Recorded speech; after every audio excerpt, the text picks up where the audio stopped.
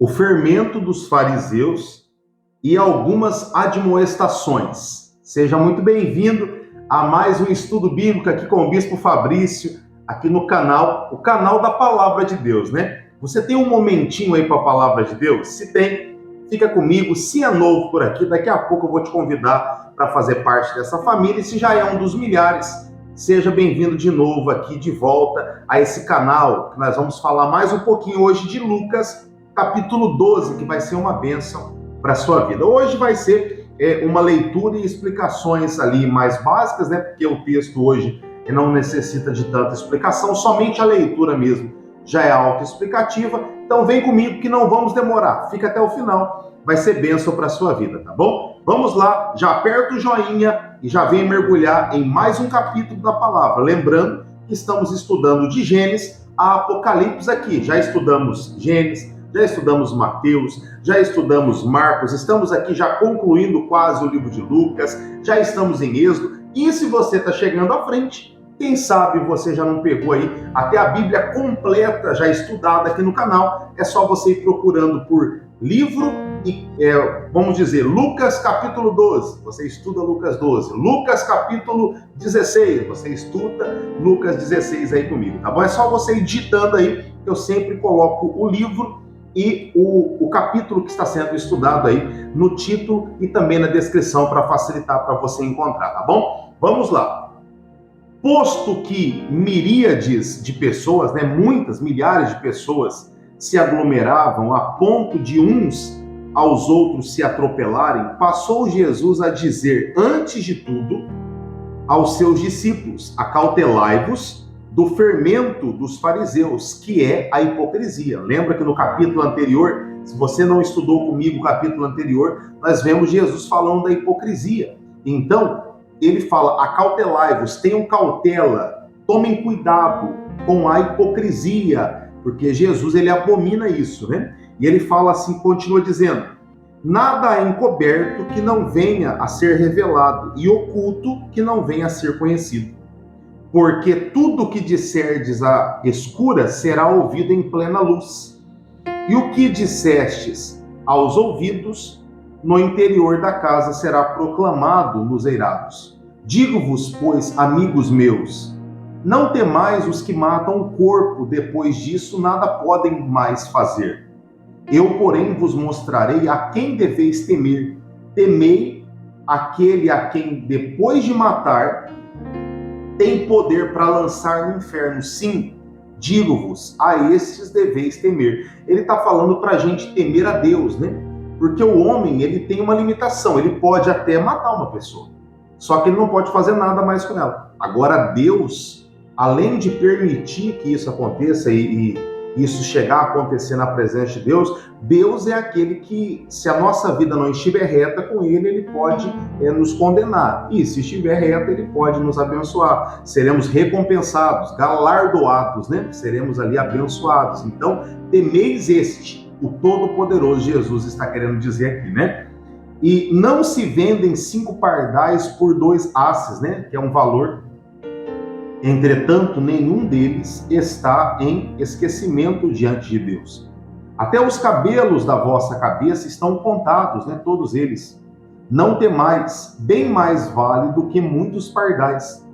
Digo-vos ainda, todo aquele que me confessar diante dos homens, também o Filho do Homem o confessará diante dos anjos de Deus. Olha que interessante a importância de você confessar, né? Deus, falar que você serve a Deus, falar que você ama a Deus, você confessar, você proclamar com a sua boca que você é uma pessoa de Deus, né? Mas o que me negar diante dos homens será negado diante dos anjos de Deus. Todo aquele que proferir uma palavra contra o Filho do Homem, isto lhe será perdoado. Mas para quem blasfemar contra o Espírito Santo, não lhe será perdoado, né? Não haverá perdão. Então nós temos que tomar muito cuidado em blasfemar contra o Espírito Santo. Logo, logo eu vou trazer uma pregação aqui no canal falando sobre isso. O que é a blasfêmia do Espírito Santo? Para entrar a fundo mesmo nesse tema aqui com você, tá bom? Fica tranquilo aí que logo, logo vai ter no canal aqui. Quando vos levarem às sinagogas e perante os governadores e autoridades, não vos preocupeis quanto ao modo do que respondereis, nem quanto às coisas que tiverdes que falar, porque o Espírito Santo vos ensinará naquela mesma hora as coisas que deveis dizer. Olha que interessante, o Espírito Santo ele sempre vai falar através da nossa boca, né? Então, a importância, eu sempre costumo ensinar que não devemos nos preocupar com muitas coisas, sim em se encher do Espírito Santo e em fazer a vontade de Deus, porque quando chegar uma hora que você está num beco sem saída, com certeza ele vai colocar as palavras certas, as atitudes certas, e você será muito abençoado, tá bom? Ele continua assim, ó, Jesus reprova a avareza.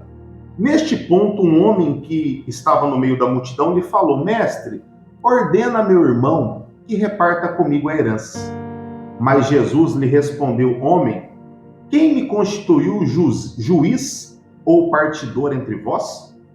Então lhes recomendou, tende cuidado e guardai-vos de toda e qualquer avareza, porque a vida de um homem não consiste na abundância de bens que ele possui. E lhes proferiu ainda uma parábola, dizendo, o campo de um homem rico produziu com abundância. E arroazava consigo mesmo, dizendo, o que farei, pois não tenho aonde recolher o meu fruto? E disse, fazei isso, destruirei os meus celeiros, reconstruirei eles ainda maiores, e aí recolherei todo o meu produto e todos os meus bens. Então direi à minha alma, tens em depósito muitos bens. E ele fala assim, né? Para muitos anos, descansa, come, bebe e regala-te. Mas Deus lhe disse, louco, esta noite pedirão a tua alma. O que tens preparado, para quem será? Assim é o que se entesoura para si mesmo e não é rico para com Deus. Vamos dar uma pausa aqui. Você sabe, você que me acompanha, eu sempre oriento muito você, que você tem que ser uma pessoa que tem que ter muitas posses, que você tem que ser uma pessoa sim que tem que focar na sua vida espiritual, na sua vida material. Só que você testemunha, porque você está aqui comigo, você sabe que eu não estou aqui de brincadeira com você, eu estou aqui para te ensinar uma palavra de verdade, uma palavra de fé. Você é testemunha que eu sempre falo, nunca coloque o dinheiro acima de Deus. Nunca coloque o bem que você tem buscado acima de Deus. É só você ir nos vídeos aí que eu falo que você tem que prosperar, que você tem que ter muita fartura, muita abundância. Você sempre vai me ver. Nunca coloque isso acima de Deus. Você nunca vai ver eu falando para você colocar isso acima de Deus. Por quê? Primeiro você tem que ser rico para Deus. Você tem que buscar pela sua vida, você tem que ser cheio no seu interior para com Deus. Aí, você buscando os bens materiais, você não vai se encontrar como esse homem, porque você vai ter se entesourado para Deus e também aqui na terra. Se não fosse assim, Abraão, Davi, Jacó, Isaac, e aí podemos contar aqui números, não seriam pessoas tão prósperas e não seriam exemplos de salvação para mim e para você. Então Deus aqui, ele repreende aquele que só foca nisso e esquece do espiritual. Então, se você é uma pessoa que sabe entender isso, você vai viver do melhor dessa terra. Agora, infelizmente, tem pessoas que não conseguem compreender isso aí. É só o Espírito Santo para convencê-los, ou muitos não serão convencidos. Vão viver uma vida pequena aqui e depois, com a permissão de Deus, com a graça de Deus, vão morar no céu, mas sem ter tido a necessidade de passar uma vida tão pequena aqui na terra. Mas sempre foque em buscar a presença de Deus em primeiro lugar, né? Nunca se esqueça disso, tá bom? A ansiosa solicitude pela vida, né? A seguir dirigiu-se Jesus aos seus discípulos dizendo, por isso eu vos advirto, não andeis ansiosos pela vida, quanto ao que haveis de comer, nem pelo corpo, quanto ao que haveis de vestir, porque a vida é mais do que o alimento e o corpo mais do que as vestes. Observar os corvos, né? Que não semeiam, nem ceifam, não têm despenseiros, nem celeiros, todavia Deus sustenta, quanto mais vale vocês do que as aves dos céus, né? Qual de vós, por ansioso que esteja, pode acrescentar um côvado ao curso da sua vida? Se, portanto, não podeis fazer isso quanto às coisas mínimas, por que andais ansiosos pelas outras, né? Observai os lírios, eles não fiam nem tecem. Eu, contudo, vos afirmo que nem Salomão, em toda a sua glória, se vestiu como qualquer um deles. Ora, se Deus veste assim as ervas que hoje está no campo e amanhã é lançada no forno, quanto mais tratando-se de vós, né? Homens de pequena fé. Não andeis, pois, a indagar com o que haveis de comer ou beber, não vos entregueis às inquietações, porque os gentios de todo mundo é que procuram estas coisas, mas o vosso Pai sabe que vocês necessitam dela, né? Buscai antes, olha aqui, buscai antes de tudo o seu reino. Então, ele está falando para buscar antes. Então, para pensar, se ele fala buscar antes, então quer dizer que depois você pode buscar as outras coisas. Se ele está falando, não, ele falava assim, ó, busquem somente. Ele não falou busquem somente, está escrito busquem somente aí na sua Bíblia? Não, ele está falando buscai antes. Ó, busca antes o microfone, Fabrício, depois que você buscar o microfone, aí você busca o controle.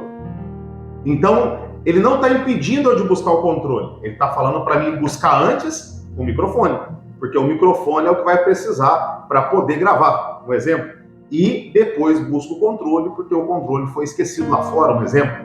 O controle é algo que vai ser necessário depois, só que a prioridade seria o microfone para gravar o vídeo, você consegue compreender? Então ele fala assim, ó, buscai, versículo 31, ó, se você puder até arriscar, buscai antes de tudo o seu reino, e estas coisas vos serão acrescentadas. Aí você vai buscar depois estas coisas, elas vão ser acrescentadas para você. Não temais, ó pequenino rebanho, porque o vosso Pai se agradou em dar-vos o seu reino. Olha que bacana.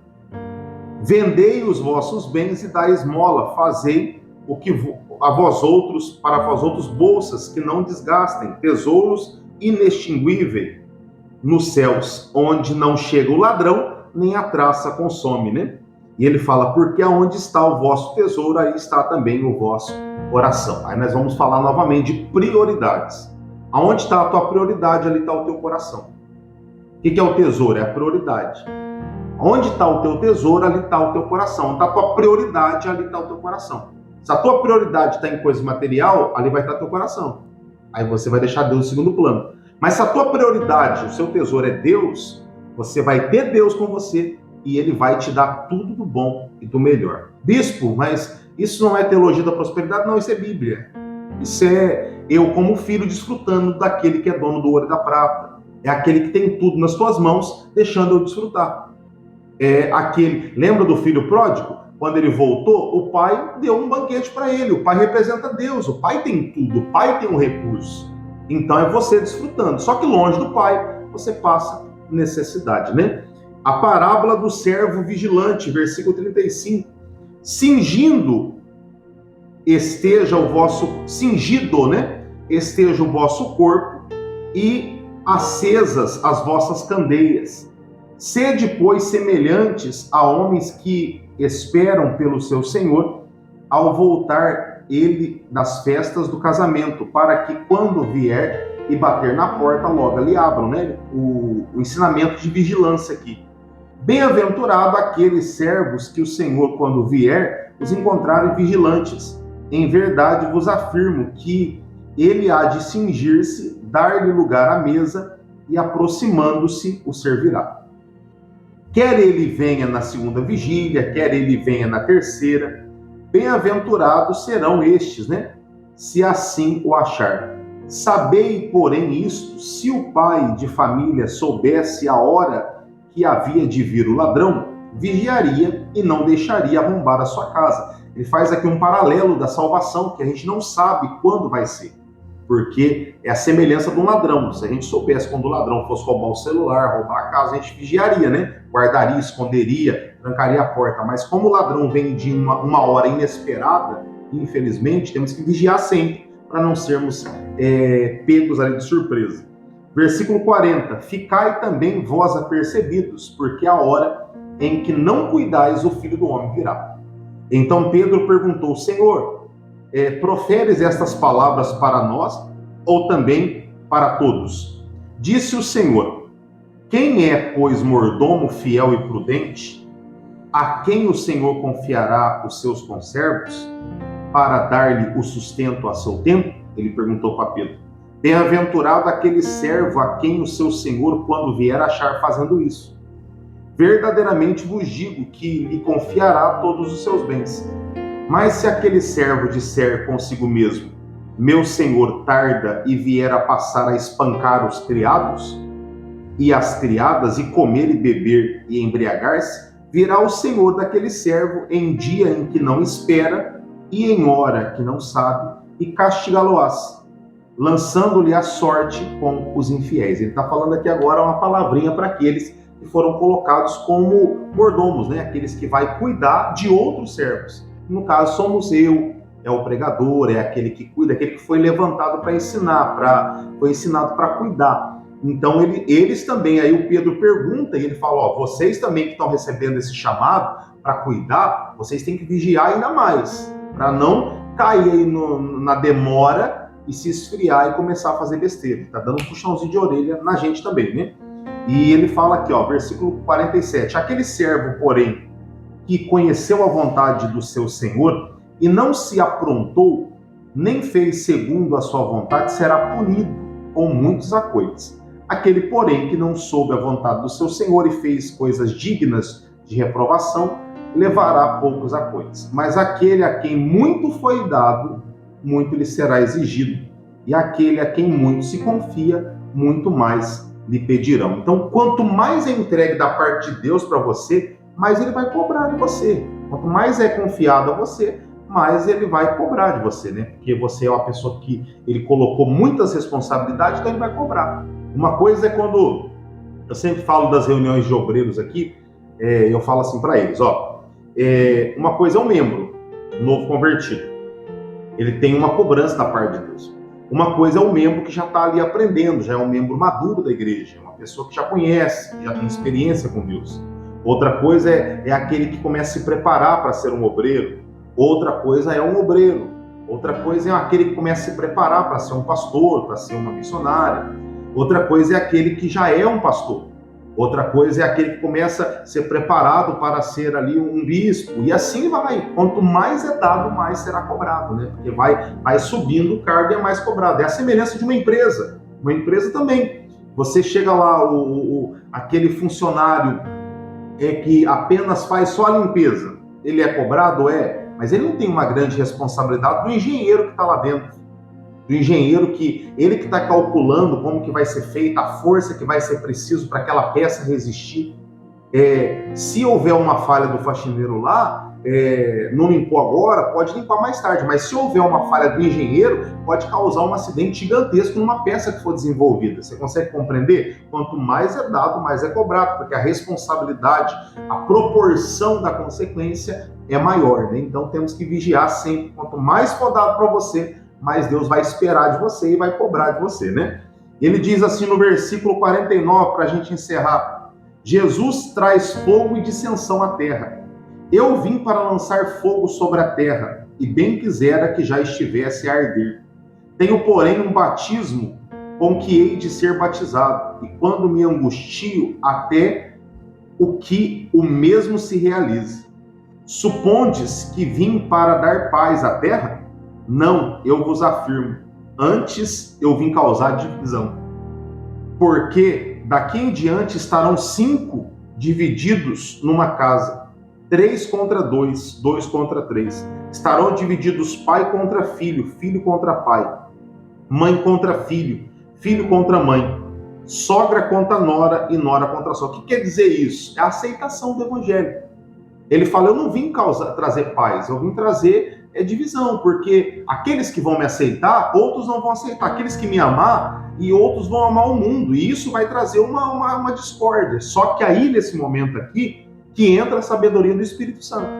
Porque nós que somos eleitos, somos escolhidos, temos que ter a sabedoria para poder ganhar essa pessoa. Essa pessoa que ainda não aceitou como você tem que ter sábio para ganhar a sua esposa. Você tem que ser sábio para ganhar o seu filho, para ganhar a sua sogra, para ganhar a sua nora. Você tem que ser sábio, não é bater de frente. É ter o quê? Sabedoria. O Paulo, ele fala muito sobre isso. Ele fala, eu me fiz de bobo para ganhar o bobo, de tolo para ganhar o tolo. Não é você se contaminar, não. É você usar a sua sabedoria, a direção de Deus para você ganhar essa pessoa para Jesus, né? Vamos acabar aqui a nossa leitura. Os sinais dos tempos, né? Disse também às multidões, quando vedes aparecer uma nuvem no céu, no poente, logo dizeis que vem a chuva, e assim acontece. E quando vedes soprar o vento sul, dizeis que haverá calor, e assim acontece. Hipócritas, sabeis interpretar os aspectos da terra e do céu, entretanto não saber discernir esta época? Ele está falando assim, tem pessoa que, a pastora que é cheia disso, viu? A pastora olha no tempo e fala, vai chover, hein? Hoje tá armando ali, e ele fala assim, que tem muitas pessoas assim, né? E ele fala desse jeito, ele fala assim, quantas são as pessoas que até mesmo nessa época que ele estava repreendendo as pessoas, falando assim, olha lá, vocês olham para o céu e falam isso, olham para as nuvens e falam aquilo, e ele olha e fala assim como vocês conseguem interpretar os tempos, do tempo do sol, o tempo da chuva, o tempo da seca, o tempo da colheita, vocês também têm que saber interpretar os tempos de Deus. Você tem que saber, senão você entraria numa hipocrisia. Você conhece as coisas da terra e não conhece as coisas dos céus. Então é muito importante você, nesse momento aí, que está do outro lado aí, ter essa direção. Nós estamos falando sempre aqui para você, sempre, que está chegando o fim dos tempos. Está chegando o fim dos tempos. E você tem que entender isso, você tem que ser maduro para entender isso, para você não ser pego de surpresa, como nós lemos nesse capítulo aqui. E ele continua, e por que não julgais também por vós mesmos o que é justo? Quando fores com o teu adversário no magistrado, esforce-te para livrares desse adversário no caminho, para que não suceda que ele te arraste ao juiz, e o juiz te entregue ao meirinho, e o meirinho te recolhe à prisão.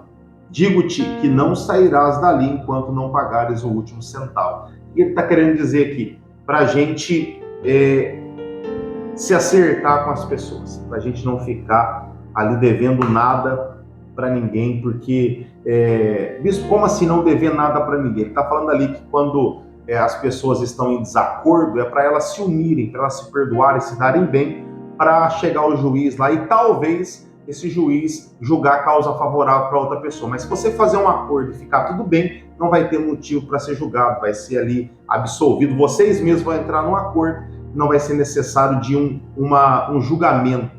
É aquela pessoa que aprende. Tem um pastor que a gente acompanha muito, um pastor americano, ele fala assim, você não vai encontrar uma pessoa que eu não goste. Você não vai encontrar uma pessoa que eu não goste. Por quê? Você acha que não tem várias pessoas que vêm atormentar ele? Mas ele deixa para lá, ele não quer saber disso, ele quer estar bem com Deus, estar bem com o juiz lá. A hora que chegar no juiz, o juiz não venha nem precisar julgar, porque tem ninguém para acusar ele. Então que a gente seja assim, pessoas que venham estar bem com todo mundo, deixar o resto para lá, para a gente ter paz. O que vale é a nossa paz, e não vale guardar mágoa, não vale você carregar sentimentos ruins. Não, deixa tudo para lá, porque Deus, ele vai ver isso, vai ficar feliz com você e vai te recompensar, tá bom? Acabamos mais uma leitura. Amanhã eu tô te esperando aqui de novo, tá bom? A permissão de Deus pra gente ler mais um pouquinho, estudar mais um pouquinho da palavra, passar mais um momentinho junto com Deus aqui, tá bom? Vamos orar, que o meu Deus te abençoe, que o meu Deus abra o teu entendimento, a luz da palavra dele, que você seja cheio da sua palavra, fortalecido e abençoado. Em nome do Pai, do Filho e do Espírito Santo. Você que crê, diga amém e diga graças a Deus. Tô indo. Vou deixar vários vídeos aqui na tela para você acompanhar mais um pouquinho. Se é novo por aqui, já se inscreve, compartilha, faz tudo isso aí que vai ser bênção para você, tá bom? Vou te aguardar aqui amanhã, tá? Não falte. Um beijo no seu coração, do seu bispo, que Deus te abençoe.